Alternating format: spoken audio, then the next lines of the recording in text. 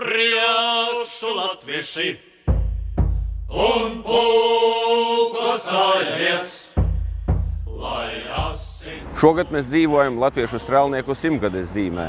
Mūsu valsti izcīnīja cilvēki, kuri ticēja Latvijas valstī un ziedoja tai savu dzīvību.